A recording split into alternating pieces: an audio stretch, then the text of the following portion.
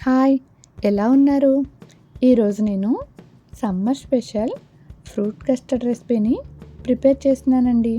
దీన్ని చాలా ఈజీగా మన ఇంట్లోనే ప్రిపేర్ చేసుకోవచ్చు.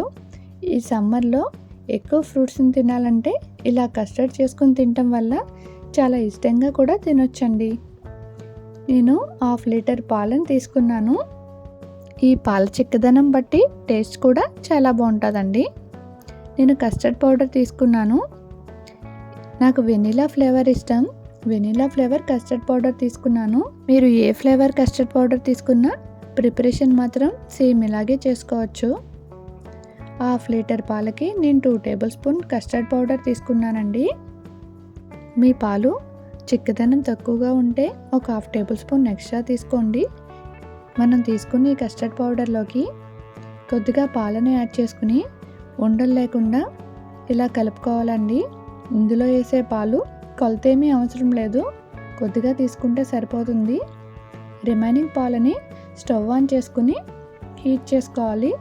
పాలు ఇలా పొంగొచ్చేసరికి కలుపుతూ ఉండండి, తొరక కట్టకుండా కలుపుకోవాలి. జస్ట్ 2-3 టైమ్స్ ఇలా బాయిల్ అయితే సరిపోతుంది.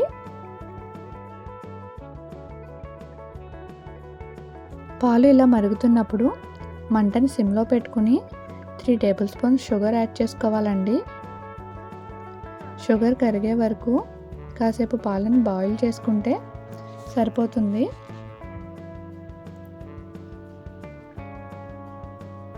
మనం ముందుగా కలిపి ఉంచుకున్నాం కదా కస్టర్డ్ పౌడర్లో మిల్క్ని, దాన్ని మరొకసారి ఇలా కలుపుకొని మంటని మీడియం ఫ్లేమ్లోకి అడ్జస్ట్ చేసుకుని ఈ కలుపుకున్న పొడిని ఆ బౌల్లోకి యాడ్ చేసుకోవాలి.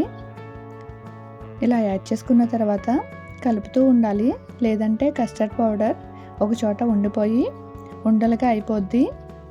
ఇలా కలుపుతూ ఉండడం వల్ల పాలు మరిగి చిక్కబడుతూ ఉంటాయి. ఉండలు కట్టకుండా ఇలా కలుపుతూ ఉండాలి. ఒక 5 మినిట్స్ ఇలా పాలు మరిగాక స్టవ్ ఆఫ్ చేసుకుని బాగా చల్లారే వరకు మధ్య మధ్యలో కలుపుతూ ఉండాలి. ఆ తర్వాత 2 అవర్స్ ఫ్రిడ్జ్లో పెట్టుకోవాలి. వీటిలో వేసుకోవడానికి నేనైతే ఫ్రూట్స్ కట్ చేసి రెడీగా ఉంచుకున్నాను. మీకు ఏ ఫ్రూట్స్ ఇష్టమైతే ఆ ఫ్రూట్స్ని ఈ కస్టర్డ్లో వేసుకోవచ్చు. కస్టర్డ్ని ఆల్రెడీ ఫ్రిడ్జ్లో ఉంచుకున్నాం కదా, మనం ఎప్పుడు కావాలంటే అప్పుడు కొద్ది కొద్దిగా తీసుకుని ఫ్రూట్స్ని యాడ్ చేసుకోవచ్చు. 1-2 రోజుల కన్నా ఎక్కువ రోజులు కస్టర్డ్ని ఫ్రిడ్జ్లో ఉంచితే టేస్ట్ మారుతుంది. పాలతో చేస్తాం కదా, మన ఇంటికి రిలేటివ్స్ వచ్చినప్పుడు ముందుగానే అలా కస్టర్డ్ని చేసుకుని ఉంచుకొని ఇలా ఫ్రూట్స్ని యాడ్ చేసుకోవచ్చు. కట్ చేసుకున్న ఫ్రూట్స్ని కూడా ఫ్రిడ్జ్లో ఉంచుకోవచ్చండి. యాపిల్, బనానా ఇవైతే టేస్ట్ మారుతాయి, అలాగే కలర్ కూడా మారుతాయి. ఈ 2 అవర్స్ తర్వాత నేను కస్టర్డ్ని ఫ్రిడ్జ్లోంచి తీసుకున్నాను. ముందుగా కొద్దిగా కస్టర్డ్ని యాడ్ చేసుకుని మనకు కావాల్సిన ఫ్రూట్స్ వేసుకుని కొద్ది కొద్దిగా కస్టర్డ్ వేసుకుంటూ బౌల్లోకి తీసుకున్నాను. అలాగే ఫ్రూట్స్ అన్నీ మిక్స్ చేసుకుని ఒకసారి కస్టర్డ్ యాడ్ చేసుకుని కూడా చేసుకోవచ్చు. మీకు ఇష్టమైతే డ్రై ఫ్రూట్స్ని కూడా యాడ్ చేసుకుంటే మరింత టేస్టీగా ఉంటుంది. అంతేనండి, ఎంతో టేస్టీ అయిన healthy recipe fruit custard ready అయింది.